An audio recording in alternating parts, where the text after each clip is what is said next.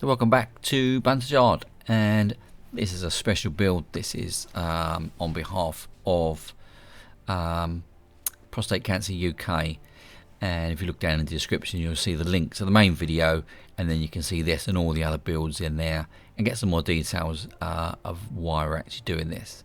But this is our part of the build. This is our Lima coach. Bit of a sorry state. The bogies, I think they don't actually belong, but we're going to make them fit. But I think the first thing we need to do is take this apart before we make a start and give it a bit of a clean. Luckily it does come apart quite easily. Everything clips together, so the roof's not glued on, which is a bit of a pain if it is. And then that bit actually belongs. It looks like part of a hinge that someone's sort of sawn the edge off. They look like screw holes, but I think it is probably the correct, because it fits on the little lugs. But anyway, we don't need that. We'll toss that aside. But the first thing we need to do is give it a bit of a wash, because it's a bit messy on the outside. So once that's had just a little soapy wash and a wipe, we need to start on the repaint. Now we're going to keep the colours the same. I don't really need to change the colours on this in particular. We're just going to inflict some damage, I think. First thing I need to do is paint over that red. It's just a little bit too bright for something that's of the sort of age or condition that we're after. So I'm just going to mask over that. I'm using this this yellow, it's like a vinyl tape. It's quite a low tack, so quite good for this. Although having said that, it would the red is really not particularly good paint, and that just comes off. As you can see there, just normal masking tape will just rip that off. But anyway, we're just going to mask the yellow section, so we're just left with the red, and just to minimise on overspray onto the frame, we'll just add some normal blue masking tape, and then we're just left with the red. So we're going to use Vallejo red colour, Vallejo colour, model colour I should say. This is normal red. It's a bit too bright, so we are going to dull it down a little bit, and we're going to use this one, which is it says grey brown, but it's not. It's like a sandy colour. I'd rather use that than white. If you use white, you'll end up just with lots of pink paint, and we don't want that. We kind of want a bit faded. So we've added this in maybe 1 or 2 drops to our red, just to flat it down, just to dull it down just a little bit. We're going to do some more layers anyway, but this is just the first pass. Now this doesn't need to cover completely, because seeing the damage and the different colours through is fine for what we're achieving. We're not doing a respray as such. So we're going to have some more sand in, and then there's a couple of different ways of doing this patch. This way is just with an airbrush on very low power, or we can use it through this gauze. Now this is a green pad that you use for washing your pots and pans. You just need to tear a piece off, open up the strands as you see, and then you can paint through it, and it becomes up with this sort of blotchy pattern, which is quite nice. And just keep on rotating the pad, otherwise you end up with like a regular pattern, which we don't want, obviously, any sort of pattern to repeat. And then maybe on a couple of panels, they've been repainted in a totally different colour and they've faded differently, so we're just going to mask this up, just hold a piece of masking tape against it. Then we do the same again. We've added we've added white this time, just to make it more patchy, and then we're just going to do the same again, maybe slightly less this time. And if there's any areas that want to just make more of a patch, then we will.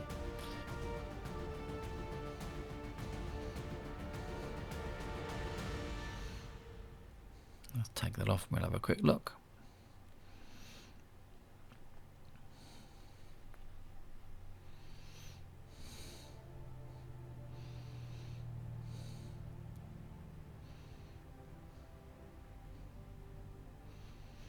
So that's the first part. Then we need to do the attend to the yellow, and again I've mixed a yellow with a white this time, just to give me that faded yellow. And we're just going to paint sort of the center sections of that in a fairly random sort of way.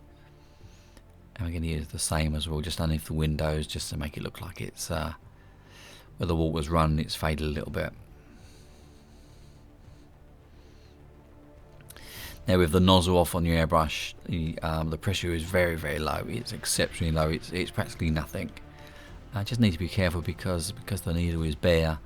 It will clog and you'll get paint on it and it will splash everywhere. So you just need to keep that clean, but be very careful. You don't want to bend the needle in your airbrush. But the pressure is very, very low. So for our next stage, we are going to do hairbrush chipping, which most people have seen before. And this is just, as you see, just as does hairspray. I've had that one for about 6 years, so it lasts a long time. And we're going to give it 2 coats and let it dry fully in between each coat. The more coats you put on, the easier it is for your paint to chip off. And we're not going to actually chip it, we're going to do something slightly different. Just trying a few different things out. So in the airbrush, we've got our smoke colour, which is a Vallejo, and it's going a little bit thick. You can see it running around there. I'm not too fussed about that. I actually want it to be quite grotty and I was going to say hideous, but that may not be the correct word. So on one of the reference images I've seen, it looks like the lacquer has sort of heated up with the fire that's gone inside, and it's just chipped back, and that's kind of what we're trying to achieve. So that's sort of that kind of effect. And if the bit is revealed is too bright, we'll just go over the top again with a little bit more of the same smoke colour from Vallejo, until we get to a place where we think it's correct. I quite like that cracked paint effect anyway, so I need to try and find a way to do that on demand. If it was if you know a way of doing that, then do let me know. It's probably finding a way of finding paints that don't work too well together, or they dry at different rates. That's what normally affects the makes that crazing go on.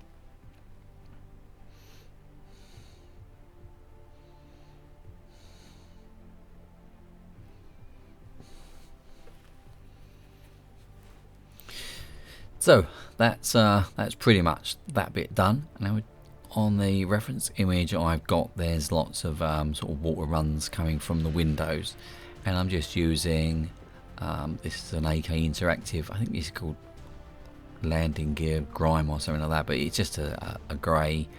It's actually an acrylic or water-based colour, and very, very lightly. The brush is practically dry.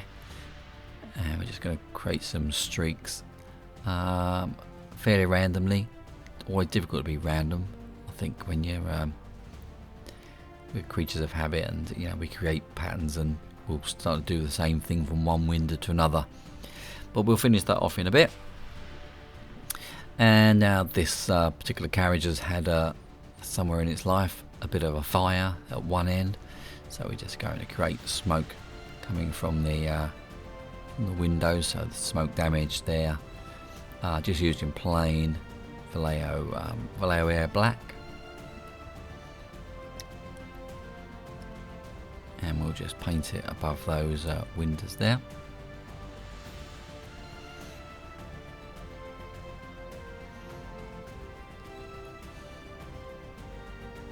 It's always worth just doing a little bit, taking a look, taking a second, then seeing how you feel about that, because it's easy to put more on. It's never easy to take some off.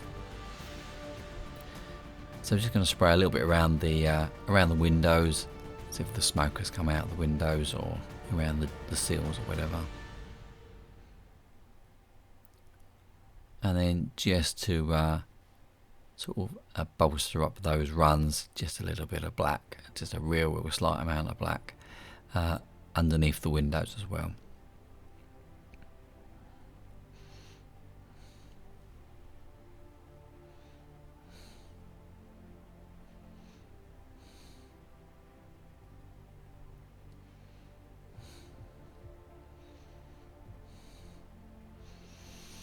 So for the interior of this, we're not going to see a lot, but just in case we do, we'll just give it a bit of a fire smoke type treatment. So just rid of the tops, just adding in a bit of a black to create some sort of shade and some texture inside, if it's going to be seen at all. I think it probably won't be particularly visible, but anyway, just in case. So the windows on this comes out in a single piece of plastic, which is makes it a lot easier to use. If it was glued in, it may be a different matter. And we're going to use the smoke from Vallejo again, and this, rather than being a sort of coloured paint, is more opaque. So just give it a coat of that, just a light coat, and then we're going to brush it back as well, and that will create some streaking on the inside, and we can repeat that as many times as we need until we get the effect that we're after. You could also use a dark grey, or even maybe the black if you really wanted to, depends on how burnt out your carriage is going to be. But we'll give this a couple of passes, and then maybe just a little bit along the top, just to darken the top edge, give it some sort of gradation. There you go, you can just see it now, kind of what it looks like. So let's put these bits back together. So we'll pop in the seats and the interior, pop in the glass, and it just clips into place. So you can't really see much through it. You can see like shapes and silhouettes inside, which is what we need. And then the roof. Now the roof I've given with a coat, just added to hand, Tamiya. It's a dark gunmetal, I think, which is a gloss paint, which isn't ideal. So we need to attend to that now. So this is just Vallejo black, Vallejo air. Just going to give this a coat, just a light coat, and then we're going to rub it back with our old trusty blue cloth. And you will see it's around those vents and some of the lines. It just leaves some of the black behind, so it just kind of highlights those.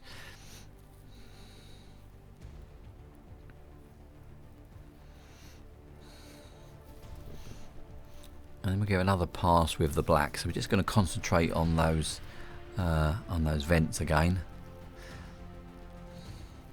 And this time we'll wipe the paint from top to the bottom, or middle to side, or whatever way you kind of look at it, and that leaves those little streaks, as you see. So just don't go too heavy, otherwise we'll end up taking it all off again. But it's just a quick way of getting those streaks. To sort of prop that up a little bit, we'll use the airbrush, again really low pressure, quite close, and we can draw in the lines as we go, those sort of smoke trails, I guess, or whatever comes out of those vents, isn't it?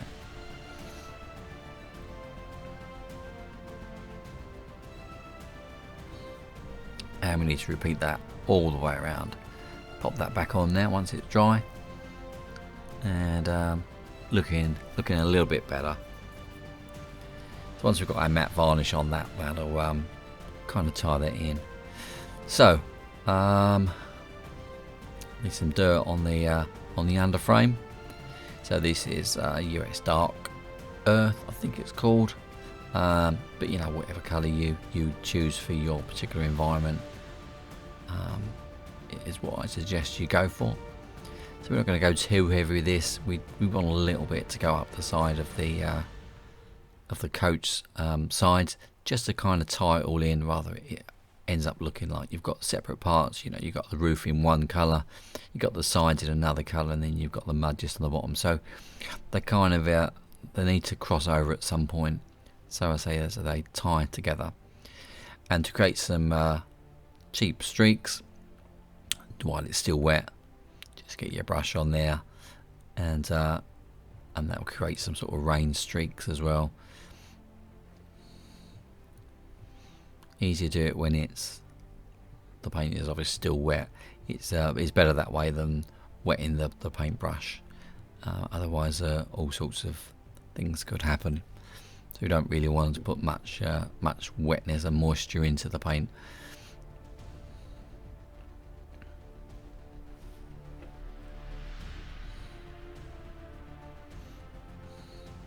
And then repeat on the other side. Now with the same colour in the airbrush, we'll just give the edge just a little, just a fine dusting. Again, like I say, it just ties it in to the rest of the coach rather than making it look like the, you know, the roof's an afterthought.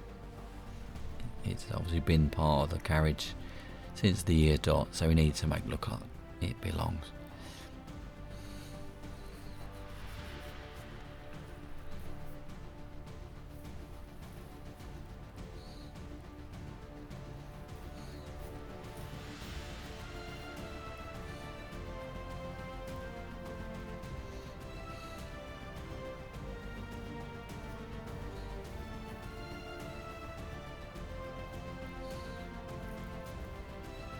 So just to remind you while we're watching this bit, that this particular build is for charity. Depends on when you're watching this. This may or may not have been sold since then to go towards the appeal for Prostate Cancer UK. But please do have a look at the other video that links to this down below, and that will show you all the other builds and all the other people that have that joined us on this this charity build.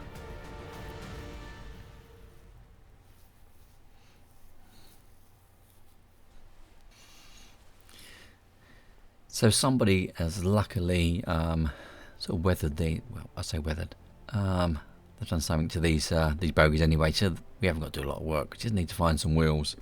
So in my box of wheels, just need to find 4 that are kind of going to fit. I don't think I've got any particular carriage wheels, because they're normally a little bit tiny bit smaller, so I just need to find something that's going to fit. I don't need to rotate, because it's going to sit on a siding. That's not going to work, is it, that one?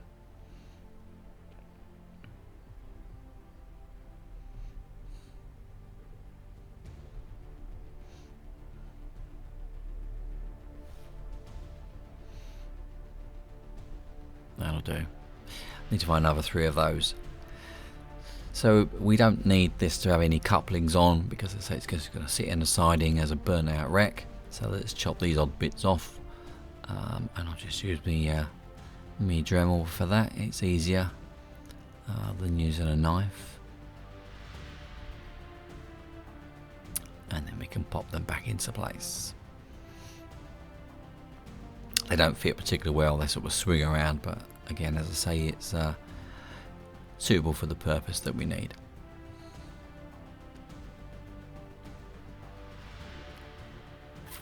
Need to paint up the wheels. Might be an idea to paint them before they go on, but I can't be bothered to take them off again. So using our US Dark Earth or US Mud or whatever it's called, we'll just give that a little spin and get some colour on there. We'll use some powders later on to change that. So to further tie the roof into the sides of the coach, we'll extend that smoke damage from the windows up onto the roof. So just to give us the impression that there's been a fire inside and the smoke has come out the windows and left its mark on the sides of the coach and on the roof as well.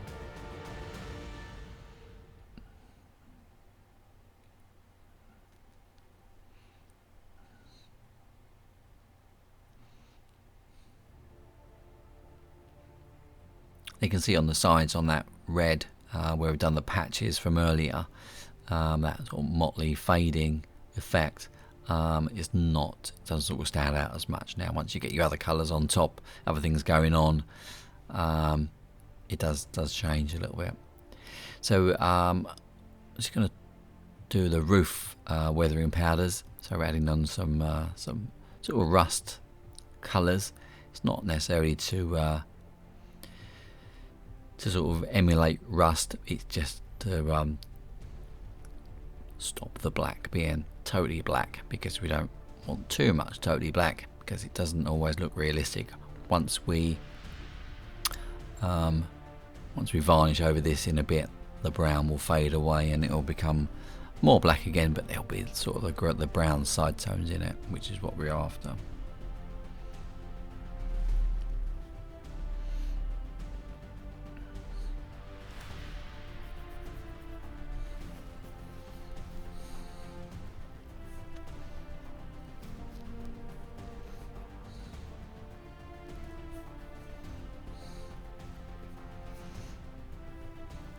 And then we'll add in something that definitely is a rust colour. Let's just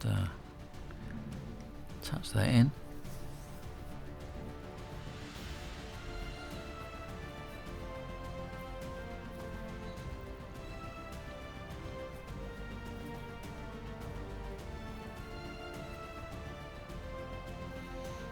Here comes the rust. Okay, so this is the lighter shade.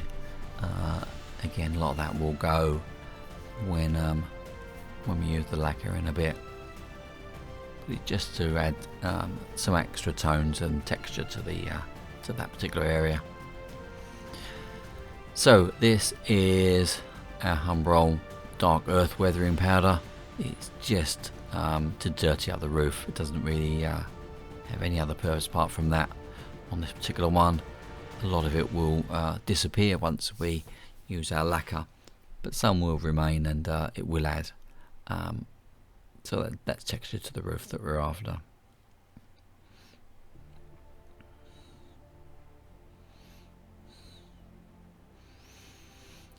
Now, on the reference pictures I've seen on the particular wagon wheel, we're kind of copying these top windows.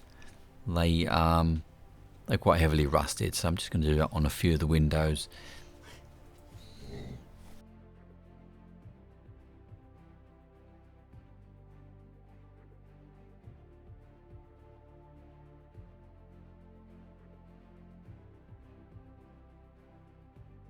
So just a selection of different rust colours and tones. I'll try and wash that away in a little bit where it's a bit heavy in there. It's sort of blocked up in one of the window frames. It will go soon anyway once we get the lacquer on.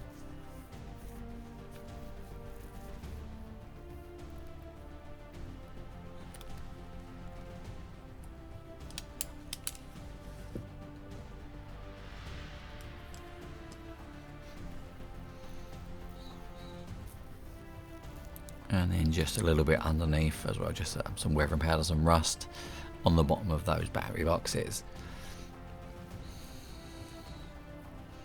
Now I'm just using the just a clear matte lacquer, just to just sort of moisten it up a little bit so that the powders will adhere to that better.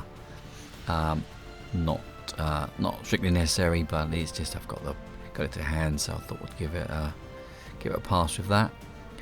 And then for the wheels and the bogies, we'll give them a coat of lacquer as well, and then we're going to use our dark brown rust just to tie those in a little bit more so it matches the bogies and the rest of the wagon.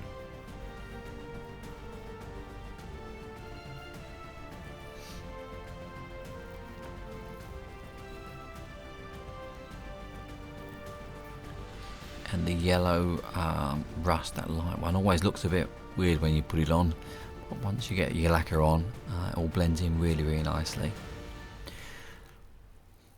So a few bits of dressing up. So I wanted the doors to be covered in corrugated iron. So we've got these corrugated strips. Can't remember where I got them from. I think they're from eBay. I can't remember who the seller was, but there's lots and lots in the bag for a couple of quid, so they're worth getting. But they're just like a foil strip, and we'll cut them to size, and we'll just distress them and give them a bend here and there, and we'll weather them once we've attached them. So we're going to do 2 there, I think. to cover those two doors.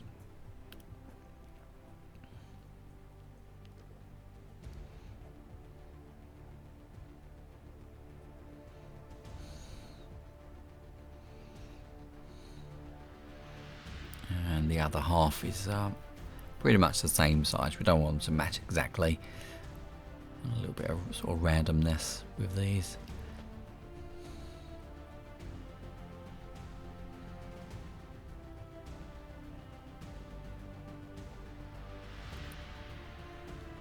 Something like that, I guess.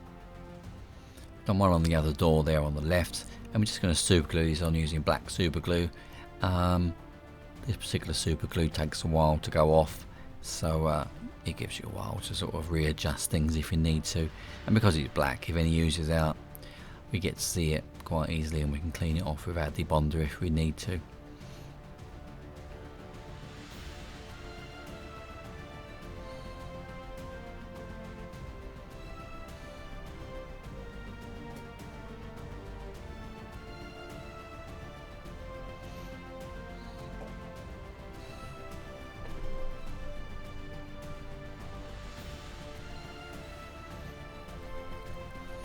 And just to make that less silver, we'll give it a light coat of I think it's called neutral grey, but anyway, just whatever grey.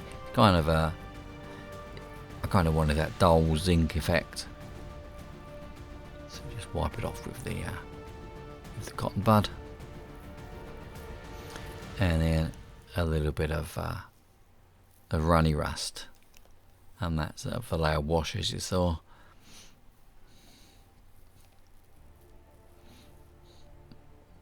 And we'll just let that run down the corrugations.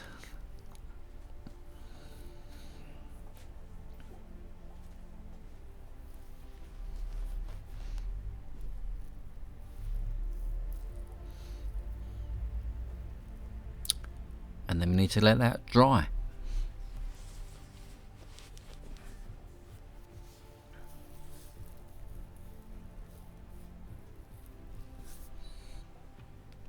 So I've created these bits of graffiti to go on the coach, and a couple of keep out signs, and a bit of graffiti there, a bit of personalised bunts. That's my tag, I think they call it. I'm not really in this sort of thing, but anyway. So I will be known as Dr. Bunts from now on, I've decided. It's got a bit of a ring to that. So this is clear transfer, water slide transfer paper, and as you saw, it came out of the normal desktop printer, so nothing particularly special. Now this is, I say, the clear or the transparent one, so we can't print whites and metallics. It's really just, you know, the colours that you're going to get out of your printer, really. If you want to paint white, you need to actually paint white on the coach first of all, which we'll do. I think we're going to use silver anyway, I've decided. So I'm just going to draw around that just roughly, so I know the area I need to paint, because once the slide comes off, it will be clear underneath and we'll be able to see the red. Now I had a bit of a mishap because the airbrush kind of had a bit of an explosion, and you can see it's gone everywhere. So I've cleaned off as much as I can and decided to paint the area in with a brush. Much safer. Should have done that in the first place. Never mind. These things happen.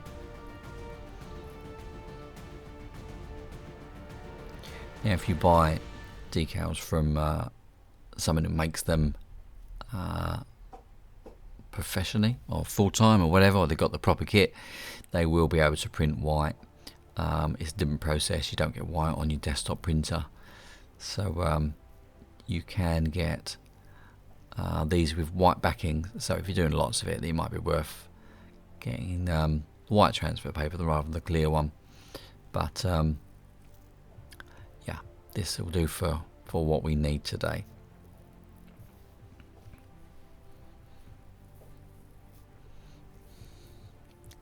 So we'll let that dry properly until we and then we can put our decals on.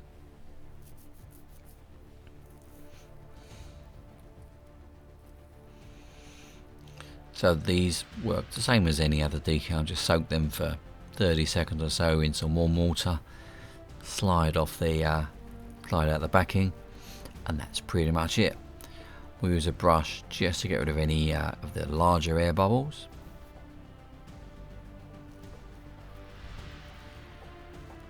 Now that piece that sort of goes into the window, I'll wait for that to dry a little bit before I cut that and sort of push that into place.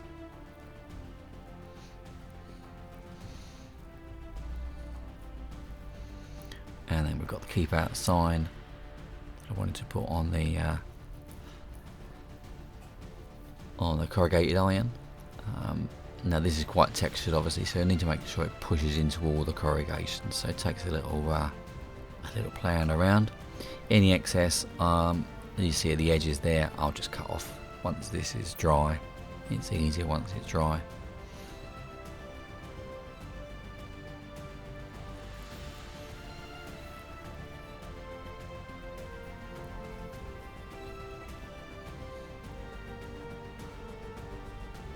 Just use the cotton bud just to squeegee out the final bit. Make sure you roll it rather than drag it, otherwise you'll just pull the decal straight off.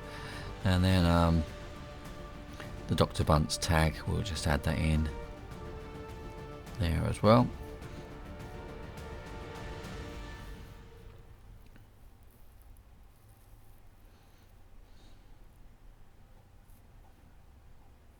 And we use micro solder. So once this is once we've done all the decals, we'll just go over it with microsol, let it soak, and that helps it to mould itself to the contours of the whatever you're doing, the coach or the panel.